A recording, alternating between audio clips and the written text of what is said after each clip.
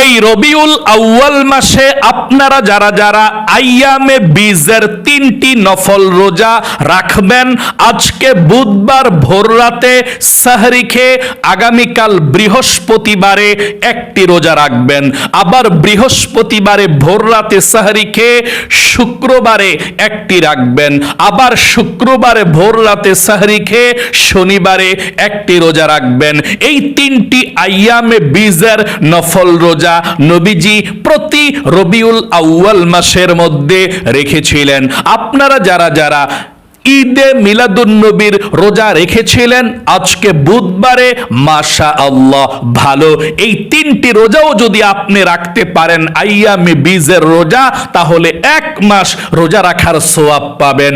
আজকে ভোর রাতে সাহরি খাবেন কয়টা পর্যন্ত, সাহরি খানার শেষ সময় কয়টা, এবং আইয়ামে বীজের 3টি রোজা রাখলে আপনারা কিভাবে নিয়ত করে 3টি রোজা রাখবেন একদম সহজে আপনাদেরকে বলে দেব ইনশাআল্লাহ, এবং সাহরি এবং ইফতারির সময়টাও আপনাদেরকে বলে দেব। মনোযোগ সহকারে শুনবেন। যদি আপনি এই রবিউল আউয়াল মাসে আইয়ামে বীজের 3টি রোজা রাখতে চান, ভিডিওটি মনোযোগ সহকারে দেখুন, এবং এক্ষুনি আপনাদেরকে আমি সুন্দর করে বুঝিয়ে দিচ্ছি আপনারা নিয়তটা কিভাবে করবেন এবং সাহরি এবং ইফতারির সময় কখন আপনারা করবেন ইনশাআল্লাহ। প্রিয় দিনী ভাই এবং মহিলা মা ও বোনেরা, এই রবিউল আউয়াল মাসে নবী করিম সাল্লাল্লাহু আলাইহি ওয়াসাল্লাম গুরুত্ব সহকারে যেই 3টি রোজার কথা বলেছেন এবং নবীজি রেখেছিলেন, আর সেই গুরুত্বপূর্ণ রোজা হলো 3টি আইয়ামে বীজের নফল রোজা। নবী করিম সাল্লাল্লাহু আলাইহি ওয়াসাল্লাম জীবনে কখনো কোনোদিনও কোনো মাসে এই আইয়ামে বীজের 3টি নফল রোজা ছাড়েননি। প্রতি মাসের আরবি মাসের 13 তারিখ, 14 তারিখ, 15 তারিখ, 12 মাসের একেবারে প্রত্যেক মাসে নবীজি এই রোজাগুলো রেখেছিলেন। আইয়ামে বীজের নফল রোজা যদি প্রতি মাসে কেউ 3টি করে থাকে, তাহলে নবীজি বলেছেন সে যেন সারা বছর রোজা রাখলো। আল্লাহু আকবার। আর 1 মাস রাখলে, মানে 3টা রোজা রাখলে 1 মাসের রোজা রাখার সওয়াব পাওয়া যাবে। আল্লাহু আকবার। একজন সাহাবী এসে নবীজির দরবারে এসে বলল, ইয়া রাসূলুল্লাহ, ও ইয়া হাবিবাল্লাহ, আপনি আমাকে অনুমতি দিন, আমি সারা বছর রোজা রাখতে চাই।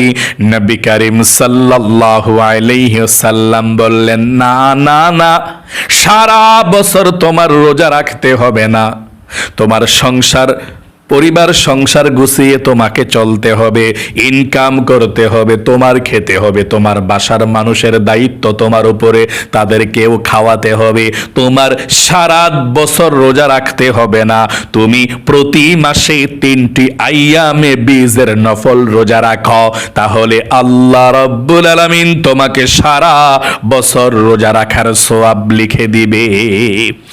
হাদিসের কিতাবের মধ্যে এসেছে, আল্লাহর নবীজি জীবনে কখনো 4টি সুন্নতকে ছাড়েননি।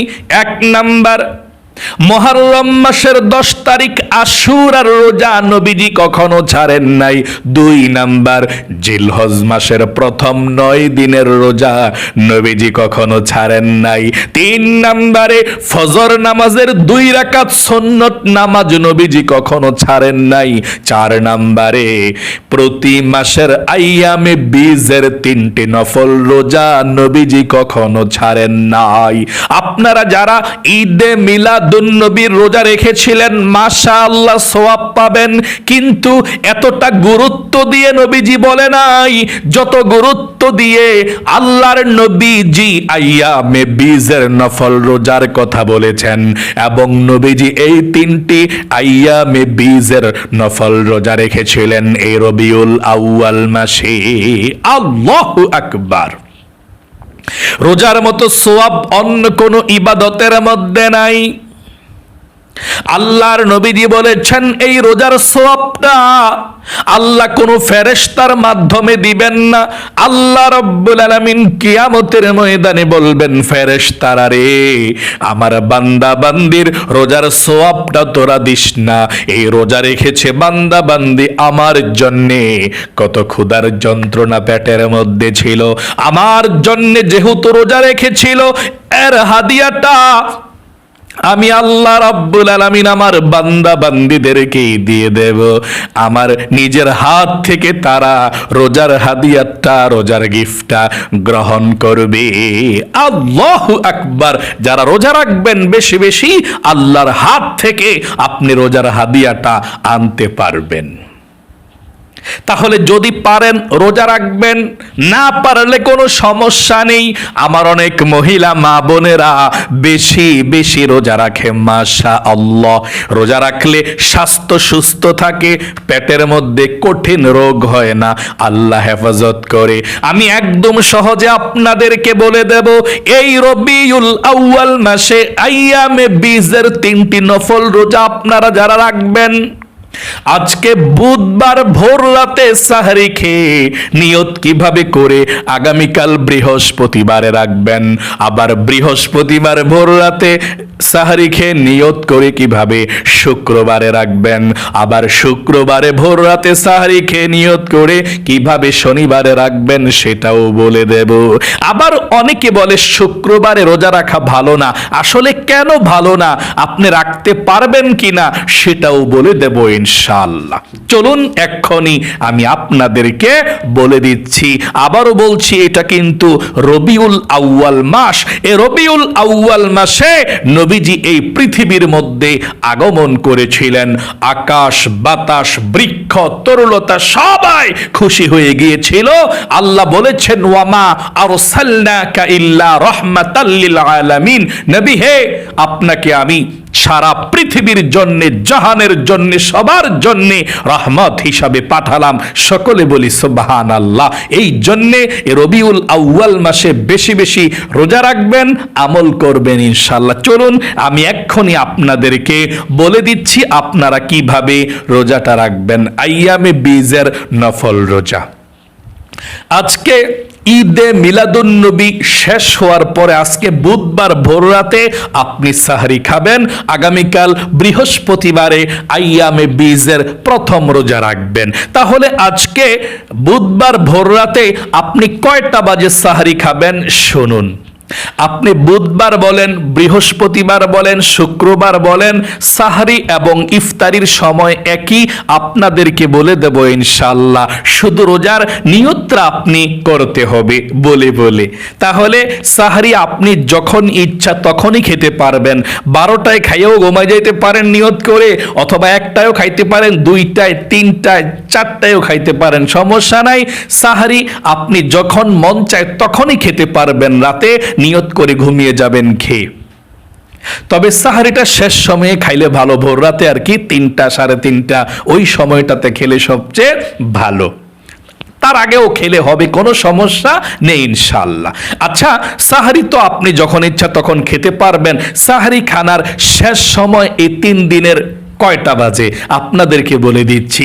সাহারি খানার শেষ সময় হচ্ছে 4:15 পর্যন্ত।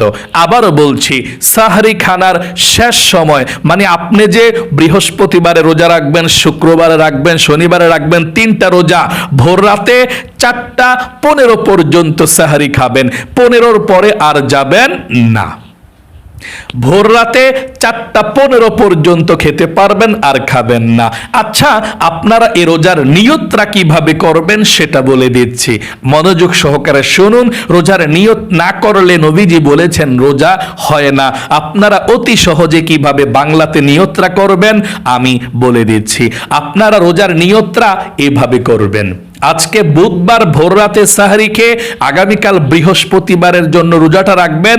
নিয়তটা আপনারা এভাবে করবেন, আমি আগামীকালকে আইয়ামে বীজের প্রথম নফল রোজা রাখার নিয়ত করলাম। আবারও আমার সঙ্গে বলুন, আমি আগামীকালকে আইয়ামে বীজের প্রথম নফল রোজা রাখার নিয়ত করলাম। আবারও বলছি, আমি আগামীকালকে আইয়ামে বীজের প্রথম নফল রোজা রাখার নিয়ত করলাম। তারপর বৃহস্পতিবারে ভোর রাতে সাহরি খেয়ে, মানে আগামীকাল বৃহস্পতিবারে ভোর রাতে সাহরি খেয়ে শুক্রবারের জন্য রোজাটা রাখবেন, এভাবে নিয়ত করবেন।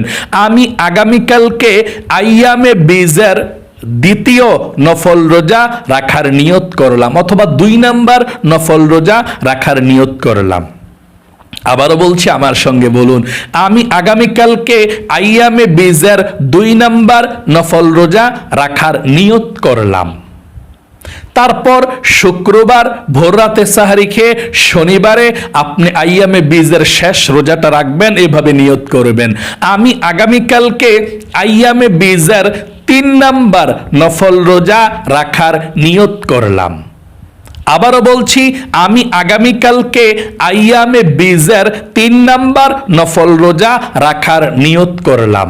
আবারও বলছি, আমি আগামীকালকে আইয়ামে বীজের 3 নাম্বার নফল রোজা রাখার নিয়ত করলাম। আশা করি একদম সহজে আপনারা নিয়তটা শিখতে পেরেছেন। এখন আমি আপনাদেরকে বলে দেব, অনেক ভাই বোনেরা বলে, হুজুর শুক্রবারে নাকি রোজা রাখা ভালো না, তাহলে আইয়ামে বীজের রোজা তো শুক্রবারে পড়ে গেল, আমরা রাখতে পারবো কি না? হ্যাঁ, অবশ্যই।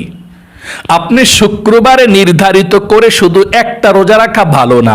আপনি যদি বৃহস্পতিবার শুক্রবার রাখেন, হ্যাঁ রাখতে পারেন, অথবা শুক্রবার শনিবার রাখেন, হ্যাঁ রাখতে পারেন। শুধুমাত্র শুক্রবারে রোজা রাখছেন, অন্য দিন রাখেন না, এটা নিষেধ। কিন্তু শুক্রবারের সঙ্গে আপনি রাখতেছেন, রাখার মধ্যে শুক্রবার পড়ে গিয়েছে, আপনি রাখতে পারবেন, কোনো সমস্যা নাই। অনেকের অফিস বন্ধ থাকে, বৃহস্পতিবার শুক্রবার সরকারি বন্ধ।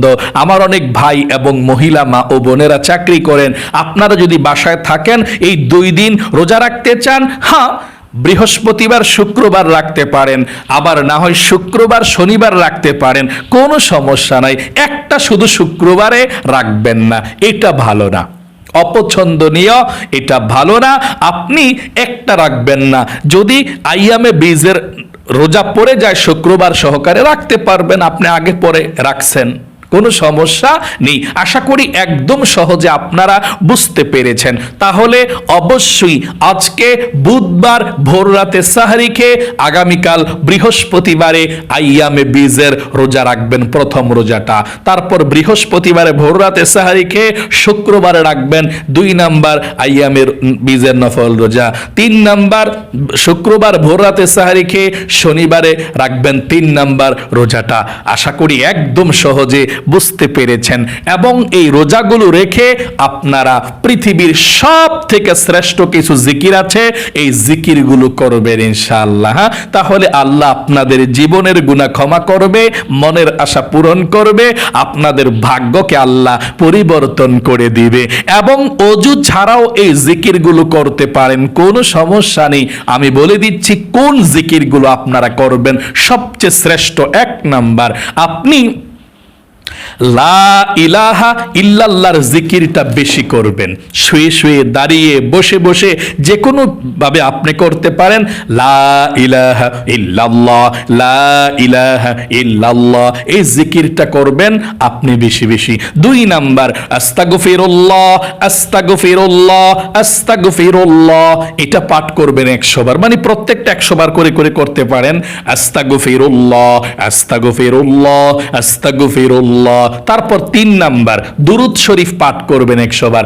সাল্লাল্লাহু আলাইহি ওয়াসাল্লাম সাল্লাল্লাহু আলাইহি ওয়াসাল্লাম সাল্লাল্লাহু আলাইহি ওয়াসাল্লাম, এভাবে। তারপর আপনি সুবহানাল্লাহ পাঠ করবেন 100 বার, আলহামদুলিল্লাহ 100 বার, আল্লাহু আকবার 100 বার। তারপর লা হাওলা ওয়ালা কুওয়াতা ইল্লা বিল্লাহ 100 বার। এই জিকিরগুলো পাঠ করবেন। ওযু ছাড়াও পাঠ করা যায়, কাজের ফাঁকে ফাঁকে উঠতে বসতে চলতে ফিরতে পাঠ করবেন। আর রোজা রেখে আপনারা বেশি বেশি আল্লাহর কাছে পরিবার সংসারের জন্য দোয়া করবেন, আপনাদের দোয়া কবুল হবে। আশা করি একদম সহজে আপনারা আজকের এই আলোচনাটি বুঝতে পেরেছেন। আল্লাহ আপনাদের সকলকে ভালো রাখুক, সুস্থ রাখুক, আপনাদের জীবনকে সুন্দর করুক, আপনাদেরকে আল্লাহ তাআলা লক্ষ লক্ষ টাকার মালিক বানাক, আপনাদের মনের সকলের নেক আশাগুলো আল্লাহ পূরণ করে দেখ। সকলে কমেন্ট বক্সের মধ্যে আমিন লিখে দোয়াতে অংশগ্রহণ করবেন এবং ভিডিওতে একটি লাইক দিবেন। যারা কমেন্ট বক্সের মধ্যে আমিন লিখে দোয়াতে অংশগ্রহণ করেছেন, আল্লাহ তাদেরকে তুমি ভালো রাখো, সুস্থ রাখো, জীবনে একবার হইলেও মক্কা মদিনায় নিও, আমিন। আজ এ পর্যন্তই, আবারও অন্য কোনো ভিডিওতে দেখা হবে ইনশাআল্লাহ। সেই পর্যন্ত আপনাদের সকলের সুস্বাস্থ্য আল্লাহর কাছে কামনা করে আজ এখানেই বিদায় নিচ্ছে। আসসালামু আলাইকুম ওয়া রাহমাতুল্লাহি ওয়া বারাকাতুহু।